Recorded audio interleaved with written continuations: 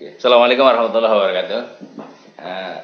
Kita Waalaikumsalam warahmatullahi wabarakatuh. rencana bahas hadis ya, karena kita kayaknya belum loh. Kemarin terakhir kita baru Al-Quran sebagai dalil syar'i ya. Kalau salah. Kan, ya. Sekarang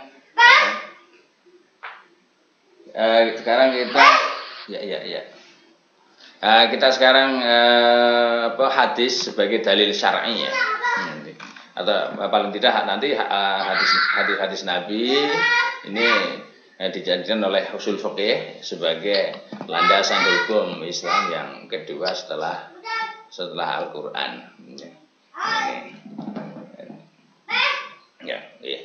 Adapun hadis nanti secara bahasanya nanti apa saja yang nanti yang muncul dari Nabi, baik itu perbuatan, perkataan maupun ketetapan beliau. Nah nanti kemudian apabila hadis itu berasal dari perkataan beliau, nanti itu hadis qauli. Kalau nanti menjadi dari ketetapan beliau, berarti hadis takwiri. Dan nanti apabila hadis itu dari perbuatan Nabi, maka kemudian hadis itu menjadi hadis fi'li atau hadis perbuatan misalnya. Ya nanti. Nah, ini berkaitan dengan hadis ya. Nah, sebagai contoh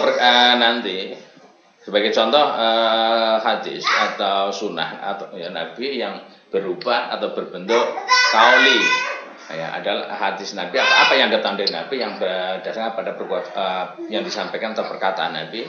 Yang misal adalah hadis yang dari Sayyidina Umar ya, innamal amalu binniyat wa innamal likulli imri'in ma nawa. Nabi pernah berkata bahwa sempurnanya amal ini tergantung niat, dan setiap masing-masing individu, setiap masing-masing orang ini dia hanya memperoleh apa yang dia niatkan, manawa.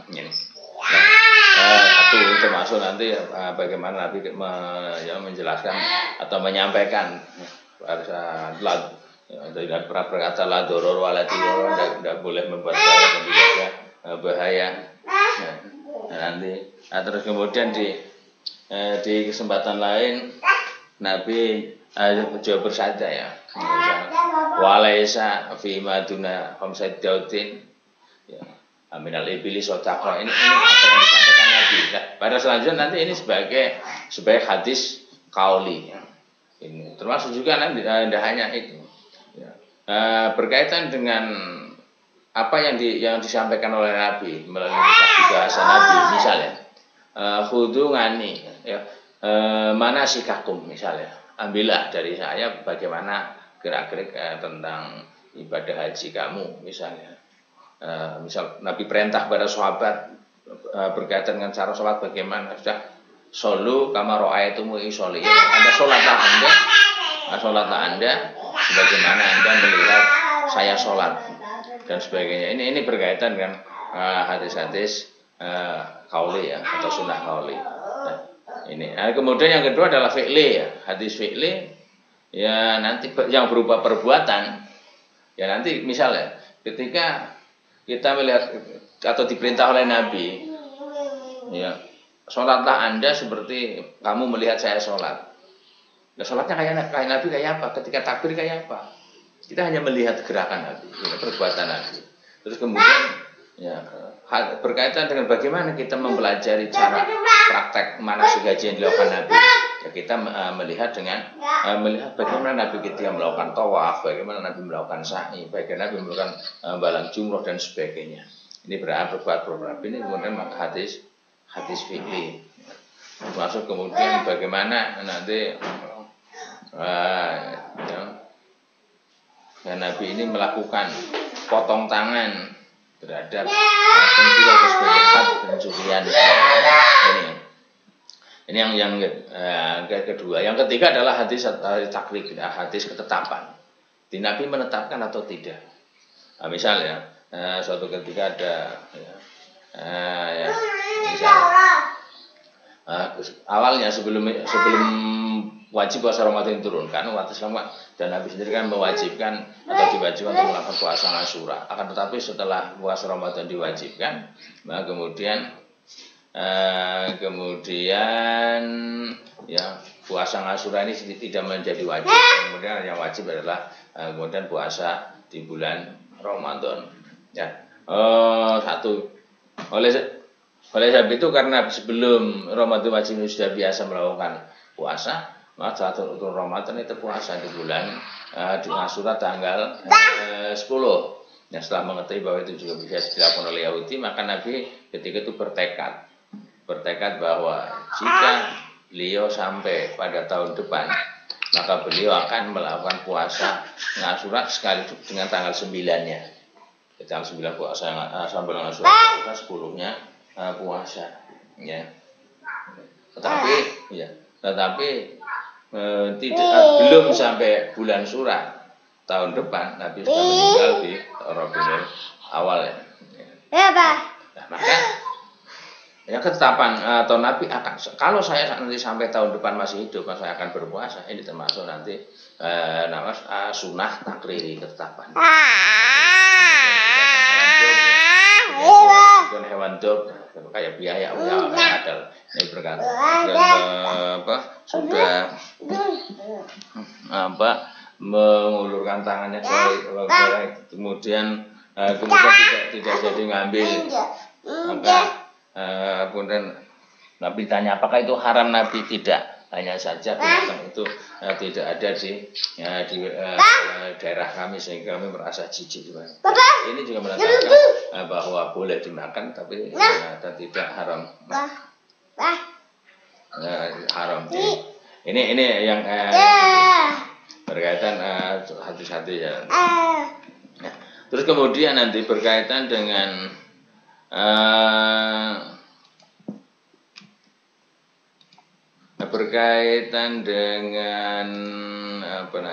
hadis berdasarkan periwayatan. Maksudnya jadi hadis Nabi sampai kita kan tidak secara sekaligus dan kemudian bervariasi lah karena Nabi hidup di antara masyarakat sahabat ketika itu, sehingga dari apa yang disampaikan Nabi kadang pas ada Nabi menyampaikan sesuatu kepada khalayak ramai, ya sahabat dalam jumlah kapasitas besar, dalam jumlah kapasitas yang terbatas, yang sedikit, atau barangkali hanya dalam kaitannya perindividuan misalnya.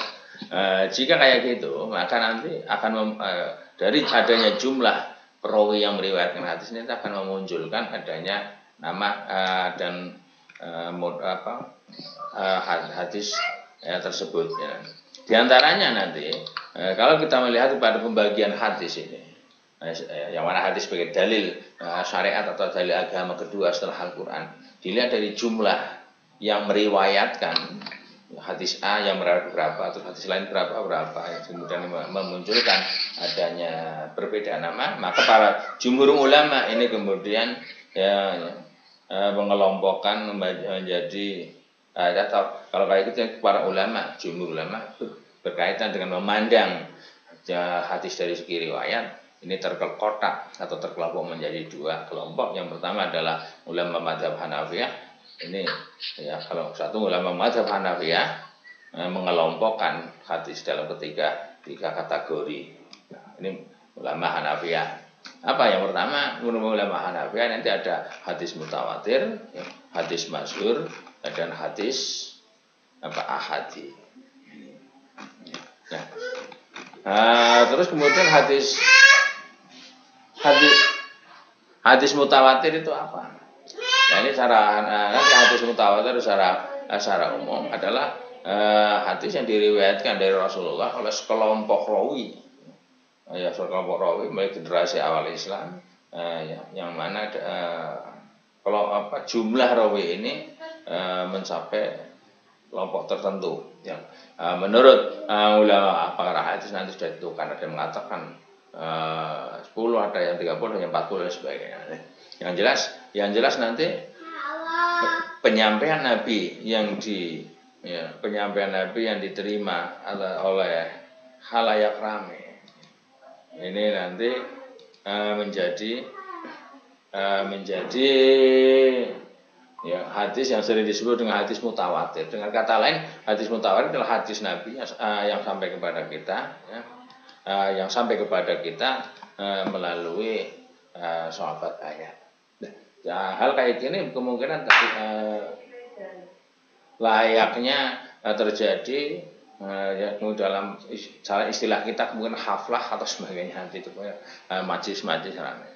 Ya, ini hadis mutawatir. Nah, berkaitan dengan hadis mutawatir inilah yang kemudian seringkali ini berkaitan dengan hukum, nanti baik dengan ya nanti baik dengan kaitan hukum sholat, wudhu, puasa dan lain sebagainya nanti. Ya. Sehingga nanti ya, berkaitan dengan jumlah perawian yang kemudian bisa disebut mutawatir atau tidak ini jumlahnya adalah jumlah para menurut ilmu hadis ya, ini adalah jumlah yang menurut akal sehat jumlah segitu ini tidak mungkin akan sepakat atau melakukan suatu kedustaan. Ya, sebagai contoh hadis mutawatir ini ya sebagai contoh hadis mutawatir adalah hadis yang menyampaikan ya oleh Nabi berkaitan dengan pernyataannya bahwa Nabi suatu ketika berkata bahwa ya kalau Rasulullah SAW man kadzaba alayya muta'ammidan falyatabawa maq'adahu minan nar. Siapa saja yang melakukan kedustaan terhadap saya Nabi dengan kesengajaan hendaknya dia menempati tempat duduknya dari api neraka. Ya. Penyampaian Nabi ini diterima dan didengar oleh kelompok besar sahabat ya. Sehingga hadis itu menjadi hadis yang disebut dengan mutawatir. Termasuk ketika itu ketika ada ya berkaitan dengan pernyataan Nabi. Suatu ketika Nabi melihat ada seorang sahabat yang junior ya belum senior ini melakukan sholat dan di bagian tumitnya ini masih ada sekelompok anggota yang kering belum terkena air ketika wudhu. Ketika itu Nabi bersabda di hadapan sahabat banyak, wailun lil aqabi minan nar. Celakalah bagi tumit-tumit ya, dari api neraka. Nah, ini sebagai contoh-contoh hadis yang nanti mutawatir. Berkaitan dengan hadis mutawatir ini sebagai dalil syar'i atau kekuatan hadis mutawatir dalam upayanya sebagai hadis sebagai dalil syar'i kedua setelah Al-Qur'an. Ini memiliki kekuatan hukum yang qat'i dari Nabi. Sehingga hadis-hadis mutawatir itu yang bisa melahirkan pengetahuan atau kepastian apa yang disampaikan Nabi ya dengan tanpa adanya diragukan. Dan ketika kayak gini maka para usul fikih sepakat siapa yang mengingkari hadis mutawatir ya ini dianggap mengkufurinya ya ini lah. Selanjutnya nanti berkaitan dengan hadis mutawatir ya. Ini kalau hadis mutawatir memiliki kekuatan qat'i dari Nabi, wasiat Nabi ya, maka tentunya kita tidak perlu tidak perlu lagi untuk mempermasalahkan dia sahih atau tidak.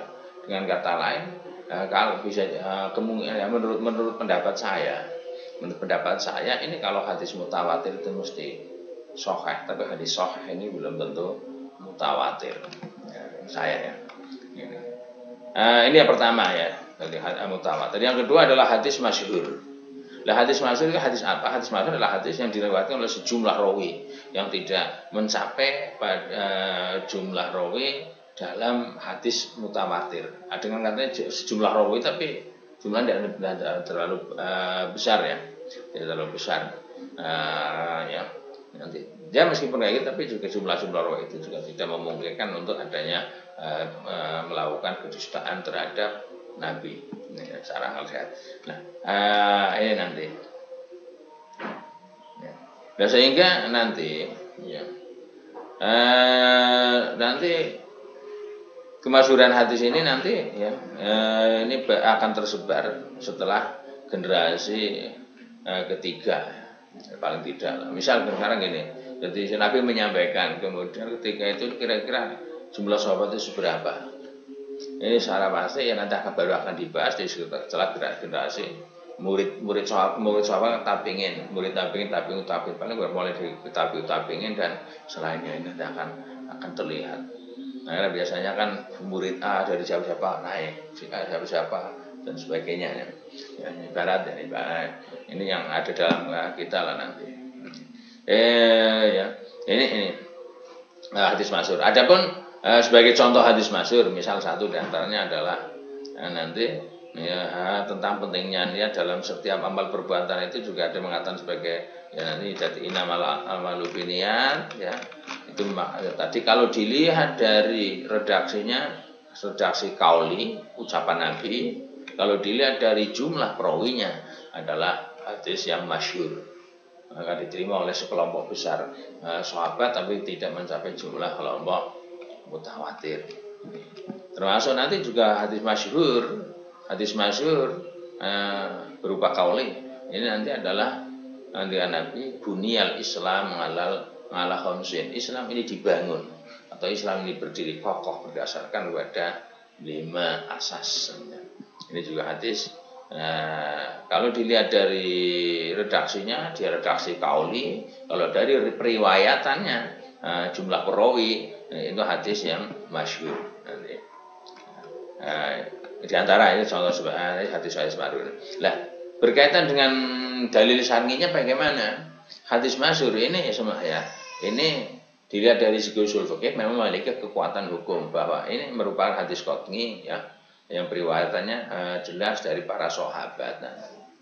Ini nanti ya. Ini akan tetapi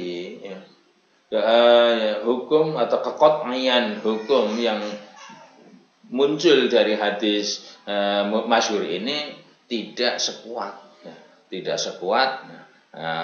kepastian yang lahir dari hadis-hadis yang bersifat mutawatir. Dengan demikian maka ya hadis masyhur ini dapat melahirkan ketenangan jiwa. Kalau kita ini hadis yang masyhur, paling tidak kita tenang, oh ini berarti bisa jadi hukum, oh ini berarti bisa kita pegangi dan sebagainya ya. Nanti dan bisa digunakan untuk menepis suatu keraguan serta bisa digunakan untuk menetapkan suatu hukum ya. Nanti di sisi lain fungsi hadis masyhur ditinjau dari segi dalil syar'i. Ini fikih ya, dalil syar'inya, maka hadis masyhur ini dapat kita gunakan untuk mentahsis, memberikan pengkhususan kepada ayat-ayat Al-Qur'an yang penjelasannya nanti masih bersifat umum. Dengan kata lain, nanti ketika ada ayat Al-Qur'an yang penjelasannya bersifat global, maka hadis masyhur ini bisa berfungsi sebagai suatu yang mengkhususkan, menjelaskan dan memberikan ayat pengkhususan terhadap ayat tersebut sehingga ayat itu akan lebih mudah untuk difahami dan kemudian dicerna maknanya. Dan paling tidak ini nanti satu yang sehingga nanti kemudian setelah dia bisa mentaksis ayat Al-Quran yang masih bersifat umum, tentunya hadis masyhur ini juga mampu mentakyid, memberikan batasan, memberikan margin terhadap nanti ayat juga bisa memberikan margin terhadap hadis-hadis mutawatir yang masih bersifat mutlak. Ini juga. Dengan kata lain hadis masyhur ini bisa menjadi penyangga atau menjadi penjelas, menjadi pembatas dari Al-Quran yang bersifat umum maupun dari hadis mutawatir yang masih cakupannya luas. Ini tinjauan usul fikihnya atau tinjauan dalil syar'inya yang ada pada hadis, khususnya adalah hadis mutawatir. Hadis masyhur ya, maaf. Yang ketiga, ini adalah berkaitan hadis ahadi. Hadis ahadi ini adalah hadis yang cara kita adalah hadis yang diriwayatkan dari sahabat cara perorangan, ya. Perorangan atau sekelompok orang kecil lah ya. Yang tidak bisa dikatakan dalam jumlah besar nanti. Nah, hadis ahadi ya, atau hadis berindividual ini bisa satu orang, dua orang, tapi tidak sampai jumlah yang begitu banyak ya. Ini nanti ya, berkaitan dengan hadis ahadi atau hadis ahadi adalah cara bahas kita adalah hadis perorangan atau hadis individual. Nah, hadis individual ini nanti ditinjau dari usul fikih ini tidak memiliki ya, nanti tidak memiliki sifat dalalah atau dalil yang kuat. Dengan kata lain, hadis-hadis ahadi ini tidak melahirkan hukum yang qat'i, tetapi yang dalil yang muncul atau dalil yang dilahirkan oleh hadis-hadis ahadi ini adalah dalil-dalil yang bersifat dzoniyul wurud. Nah, dzoniyul wurud apa ya? Dzoniyul wurud ini ya memang sebagian besar ini bisa dia lebih meyakinkan bahwa itu datang dari Nabi, tapi ada kemungkinan sak lain, jangan-jangan bukan. Meskipun kemungkinan tidak dari Nabi ini sangat kecil, tapi ada. Sehingga dalam hal penentuan hukum ini hadis ahadi ini tidak memiliki kekuatan yang pasti dalam menentukan suatu hukum. Karena tidak didukung oleh jumlah perawi yang kuat, dan sehingga ada kemungkinan nanti bisa jadi itu adanya ya, seandainya ya karena didukung oleh jumlah yang kuat bisa memungkinkan adanya kelupaan dan sebagainya yang nanti tidak bisa dikompromikan dengan hadis-hadis yang lain. Ini nanti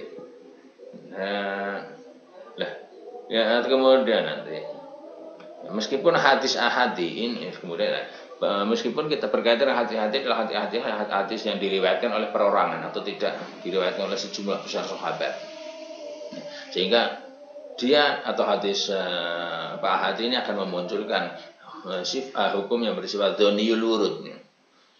Jadi dzon ya, tidak yakin bahwa itu benar-benar dari Nabi. Tapi meskipun hadis mutahad ini bersifat dzoniyul wurud, ini jumhur ulama ini tetap berpegang pada hadis ini atau para jumhur ulama ini menyatakan bahwa tetap kita harus wajib berpegang pada hadis ini. Hadis ini harus kita pegangi bahwa itu hadis ya, dan bahwa itu dari Nabi, serta ketika itu tidak bertentangan dengan hadis yang kuat, nanti tetap kita harus pakai.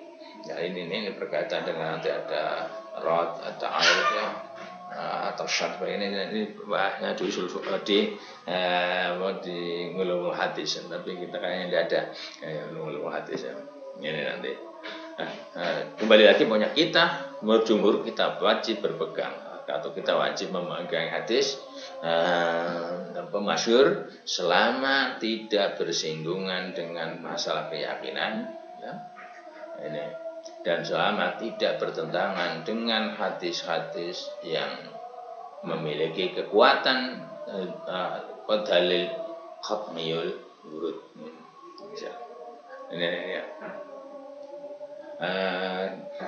Di sisi lain nanti sesuatu yang bersifat dzon ini besar kemungkinan terjadinya ya jika perawi ini memenuhi syarat. Dengan kata lain maksudnya apa? Jadi hadis ahad yang bersifat dzoniyul wurud ini kemungkinan besar ini tetap dari Nabi ketika nanti perawinya memenuhi syarat-syarat sebagaimana yang dikriteriakan atau ditentukan oleh ulul hadis. Sekarang kemudian nanti berkaitan dengan kita ini tinjauan usul fikihnya ya. Kita melihat kepada keberadaan hadis dalam penentuan hukum. Jadi posisi hadis atau kedudukan hadis ini dalam menentukan hukum ini seperti apa. Ini sekarang. Hadis Nabi dalam posisi kehujahannya nanti terhadap suatu hukum ini nanti terjelas secara garis besar dan kita yakini hadis menempati dalil syar'i atau menempati pegangan hukum Islam kedua setelah Al-Quran. Ini nanti ya. Hal itu disebabkan karena pertama keberadaan Al-Quran yang seluruh isinya ini bersifat qat'i, sedangkan hadis ini ada yang bersifat qat'i, ada yang bersifat zonni. Ya, nanti. Dengan kata lain, tidak seluruh hadis ini bersifat qat'i. Ya, ini nanti. Nah, jika demikian, maka tentunya yang akan menempati ranking tertinggi tentunya yang memiliki kekuatan yang lebih tinggi secara totalitas ya Al-Quran. Sehingga hadis menempati di baris yang kedua. Nah, sementara itu ya nanti meskipun hadis ini nanti tempat kedua karena ada yang qat'i dan ada yang dhoni, berbeda dengan Al-Quran yang semuanya qat'i, ini nanti ya berkaitan dengan kekuatan hadis dalam menunjukkan atau mengarahkan kepada suatu hukum, ini dapat dikelompokkan menjadi sebagai berikut. Yang pertama, nanti hadis ini nanti akan mengantar atau mengantar dan menunjukkan suatu hukum syar'i yang bersifat qat'i nanti. Nah, kapan? Ya, ini nanti hadis itu nanti akan mengantar kepada suatu hukum secara qat'i ini apabila hadis tersebut ini mengarah atau menentukan suatu hukum tertentu tanpa adanya penakwilan. Ya, nanti misalnya jadi la dororo wala diror, tidak boleh kita membuat bahaya dan tidak boleh membahayakan orang lain. Ini tidak perlu ditakwilkan lain termasuk itakut dakwatul mazlum, jauhi doa orang-orang yang dizalimi. Nah, cuma yang perlu kan doa zalim ini jelas mendoakan doanya la ya'lamu benar. Tidak perlu ditakwil. Sehingga dia sudah nanti kepastian. Satu. Yang kedua, yang nanti berkaitan dengan hukum yang zoni, hukum zoni.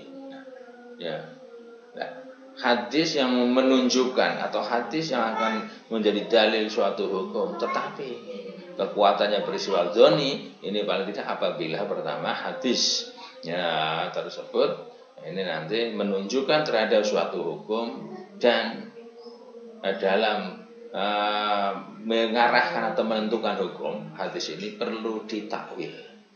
Perlu takwil ini nanti dengan kata lain nanti dalam upaya menunjukkan suatu hukum hadis ini nanti sebenarnya nanti memiliki kedudukan di Al-Quran ya, hanya saja nanti hadis ini bersifat hanya saja seluruh Al-Quran nanti bersifat qat'i subut ya, atau qat'iyul wurud ya nanti pastian tetap kepastian datangnya dari Tuhan ya.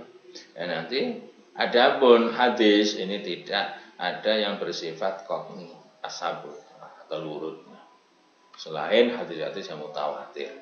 Ini kalau kita itu juga nanti ada kelompok yang masih mempertentangkan sekelompok kecil ya, nanti ya nanti sehingga nanti ya, nanti secara benar nanti selain daripada hadis-hadis mutawatir, ini hadis-hadis Nabi hanya memiliki kekuatan yang bersifat zoni. Nah, oleh sebab itu nanti hadis nanti kalau kayak gitu nanti kemudian hadis bisa ditinjau dari hukum yang lahir darinya atau kekuatan hukum yang lahir darinya, maka nanti hadis bisa terpecah menjadi dua, yaitu hadis yang bersifat qat'iyus subut pasti ketetapannya ya, dan yang kedua hadis-hadis yang bersifat dhoniyus subut ini nanti ya. Kemudian nanti itu berkaitan bahwa fungsi hadis dari sisi Al-Quran nanti hadis yang paling tidak ini memiliki secara garis besar ini memiliki 4 fungsi pokok. Yang pertama menguatkan Al-Quran, menjelaskan Al-Quran ya, dan juga nanti bisa jadi menasah atau menyalin ya Al-Quran, dan ada kalanya nanti datang dengan membawa hukum baru yang belum pernah disinggung oleh Al-Quran. Ini nanti berkaitan fungsi hadis ya nanti. Ya. Nah, terus kemudian nanti kehujahan hadis bagaimana? Nah, berkaitan dengan kehujahan hadis sebagai sumber hukum. Yang kedua setelah Al-Quran tentunya karena dia menempati yang kedua ya kayak hadis ini memiliki kekuatan yang juga harus diikuti. Oleh sebab itu para ulama ini ya sepakat bahwa mengikuti hadis dalam ya mengistimbatkan suatu hukum ya berpegangan kepada hadis dalam melahirkan suatu hukum, dalam menentukan suatu hukum ini bersifat harus, ini menurut ya, para ulama sepakat wajib ya, wajib hukumnya wajib sebagaimana kita wajib untuk mengikuti dan berpegang kepada ketentuan Al-Quran dalam mengistimbatkan hukum. Hal ini disebabkan ya paling tidak disebabkan karena kayak apapun hadis Nabi ini menjadi rujukan hukum syar'i yang kedua, yang mana Nabi sendiri ini merupakan manusia pertama yang paling paham terhadap Al-Quran dan isinya, karena beliaulah orang yang pertama kali diajak komunikasi oleh Al-Quran. Ini nanti.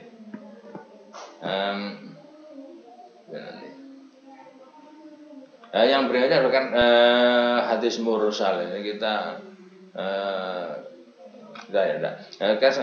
jenis-jenis nanti perbuatan atau yang apa hal-hal yang dilakukan oleh Nabi berkaitan dengan sisi hukum nanti. Ya, nanti. Sebelumnya tadi di awal ini sedikit kita bahas bahwa hadis yang diambil atau diredaksikan dari melihat perbuatan Nabi ini nanti disebut hadis fi'li. Nanti karena jadi misal ketika cara sholat kita supaya sholat kayak apa sih, atau misal ketika ditanya Sayyidina Ali Utsman sebagai bagaimana cara wudhu Nabi, dia ambilkan air terus dia praktek wudhu begitu sekian sebagainya. Setelah rampung beliau berkata itu wudhu yang saya lakukan adalah wudhu seperti wudhu yang dilakukan Nabi. Nah, ini kan yang perlu dilihat bukan kalimat tapi prakteknya. Nah, maka ketika kayak gitu ini kalau kita mengambilnya itu dari hadis Nabi itu disebut dengan hadis fi'li ini ya. Hadis fi'li. Nah ini hadis fi'li atau hadis fi'li ini jika disampaikan mutawatir tetap bersifat qat'i dan harus diikuti. Terus kemudian apabila hadis fi'li ini nanti tentunya kalau mutawatir bersifat qat'i, berarti kalau tidak mutawatir kan tidak, atau nil urut ya tidak qat'i. Sehingga kesimpulannya tidak semua hadis fi'li ini harus dilakukan. Nah, cara melihat kepada seberapa ya, pembawa syariat ini nanti melakukan perbuatan tersebut. Nah, oleh sebab itu nanti berkaitan dengan hadis fi'li atau perbuatan-perbuatan Nabi dalam menentukan suatu hukum. Ini nanti paling tidak bisa dikelompokkan ke dalam 3 bagian. Yang pertama adalah nanti apa saja tuh perbuatan-perbuatan Nabi yang bersifat karakteristik manusia. Perbuatan-perbuatan Nabi yang bersifat karakteristik manusia. Ya, ini tidak ya nanti tidak apa tidak dikatakan atau tidak menjadi suatu landasan hukum. Nah, terus apa karakteristik Nabi sebagai manusia? Sebenarnya Nabi makan sebagainya ini tidak menjadi suatu ketetapan hukum, meskipun kita juga boleh mengikutinya. Ya, cara Nabi makannya dengan 3 jari, kemudian mengunyah sampai halus, boleh. Tetapi apabila kemudian Nabi makan dengan 3 jari, kita makannya nggak sana makan korma, kita makannya makan makan nasi jagung, kita kesulitan misalnya. Tapi ketika kita mengikuti, tidak masalah. Ya, tidak boleh. Ini pertama, jadi hadis apa? Perbuatan-perbuatan Nabi yang bersifat karakteristik sebagai manusia. Ya nanti. Nah, oleh sebab itu kayak gini. Istilahnya nanti pernah kalau kita dikatakan menyalahkan bisa menyalahkan, dan juga kaum yang diajak bicara juga bisa dikatakan tidak salah. Suatu ketika Nabi ini pernah berjalan-jalan, dan ketika itu melihat para petani korma yang sedang mengawinkan korma, bunga korma. Ketika itu Nabi berkata, tidak usah dikawinkan, nanti manfaatnya buah-buah. Nah,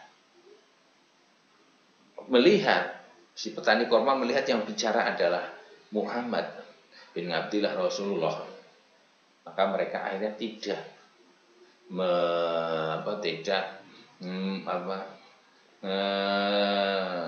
mengawinkan.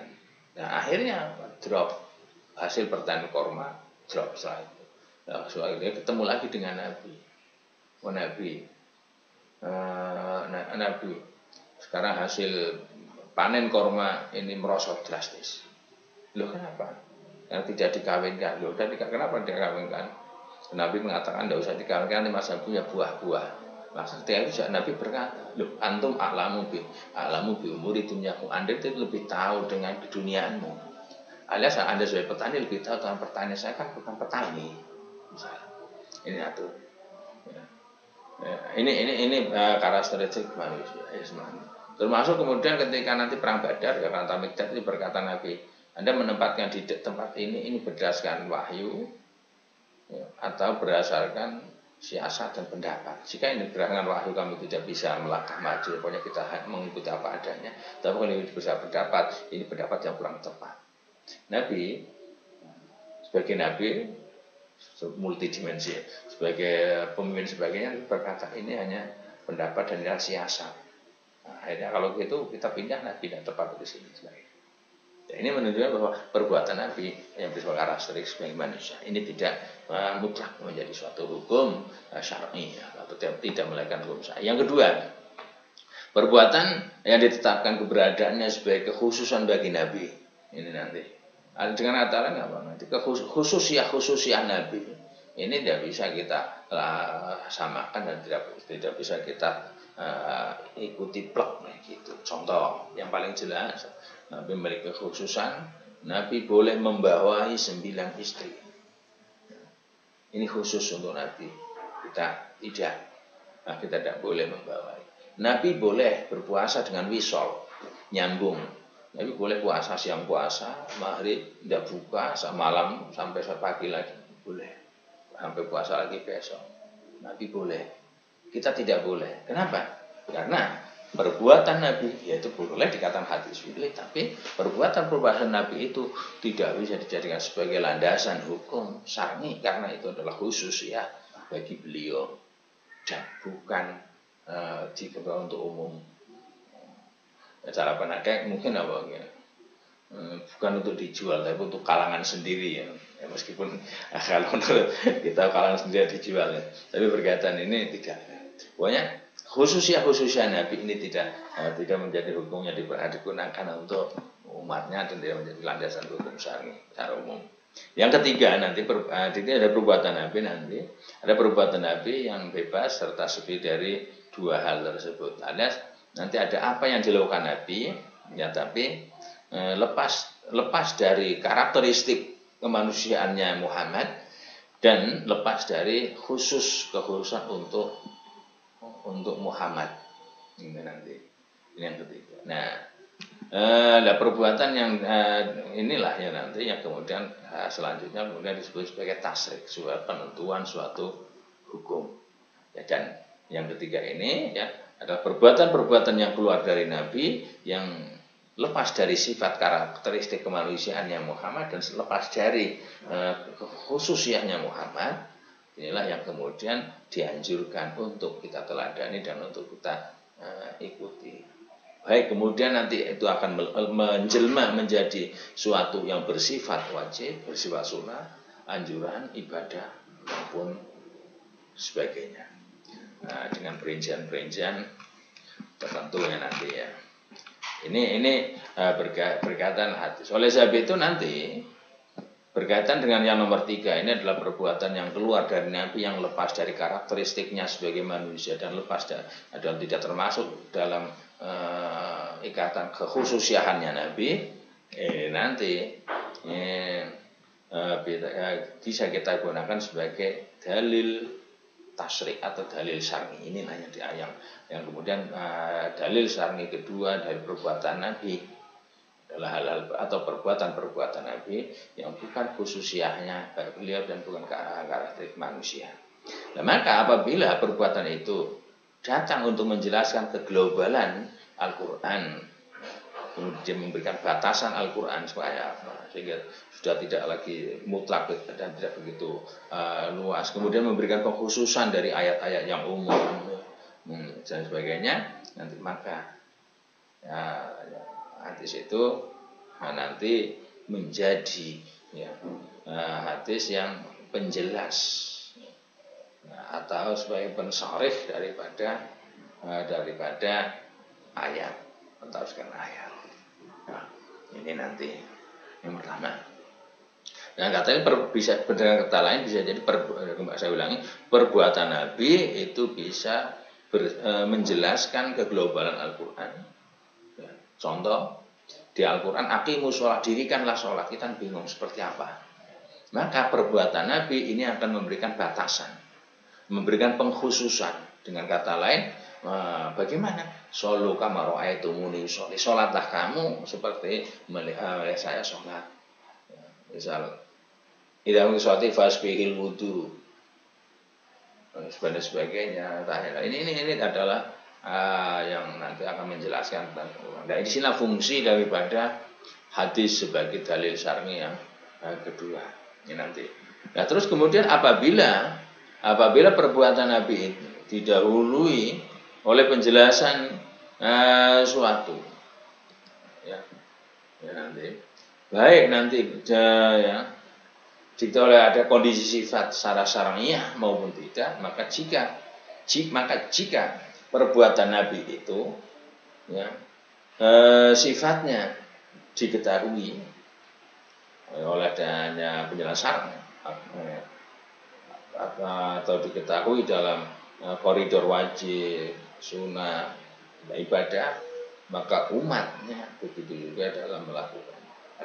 Begitu juga umatnya juga memiliki wajib disunahkan atau dianjurkan untuk dan nilai ibadah melakukan perbuatan itu.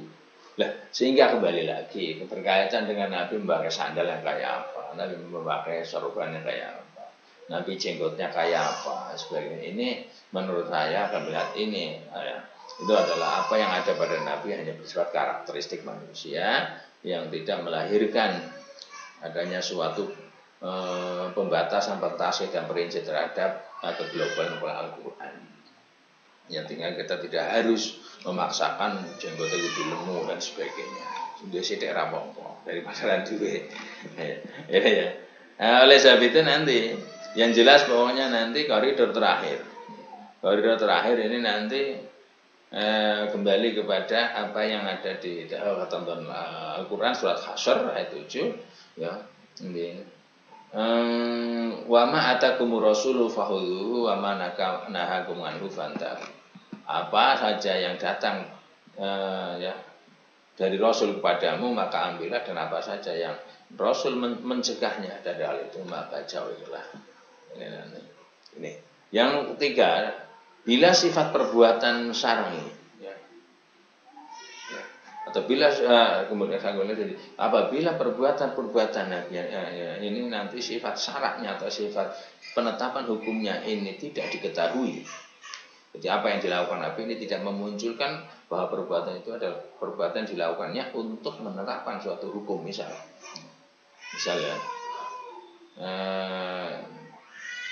Tetapi perbuatan dilakukan Nabi ini hanya bersifat pendekatan seorang hamba, pendekatan diri seorang hamba kepada Tuhannya. Ya, maka perbuatan itu nanti kemudian akan menjelma menjadi suatu hukum yang sunnah untuk dilakukan.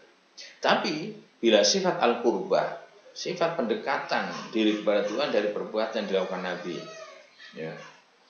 Ini tidak jelas seperti Nabi melakukan jual beli, ya, Nabi ndondomi sandal ya, sebagainya. Nabi bertani, Nabi bermuamalah dan sebagainya. Maka perbuatan itu hanya menunjukkan ibadah jika membawa nilai positif. Tapi jika kemudian seandainya bukan tidak membawa positif, ya tidak bersifat ubudiyah. Itu sekilas, ya. Sekilas dari apa yang sampai berkaitan dengan hadis sebagai sebagai hukum syar'i yang kedua. Ya. Nah, ini. Oke, kira-kira mungkin itu gimana? Ada pesan dari jenengan saya tidak bisa baca gimana ini. Ini saya nengok pesan dari jenengan.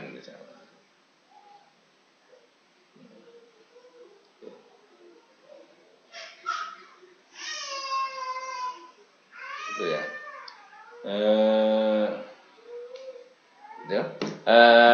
Sebelumnya ini setelah ini ada kuliah yang jenengan ya. Halo? Ada kuliah lagi setelah ini? Hah? Ada. Dan siapa Bu Supartina? Apa siapa? Kayaknya Pak Yusuf. Oh, Pak Yusuf. Pak Yusuf bukannya Sabtu kemarin. Kalau tidak salah Pak Yusuf kan adanya lagi nanti itu Sabtu depan. Ya. Masuk jam ini berarti ya? Halo? Halo.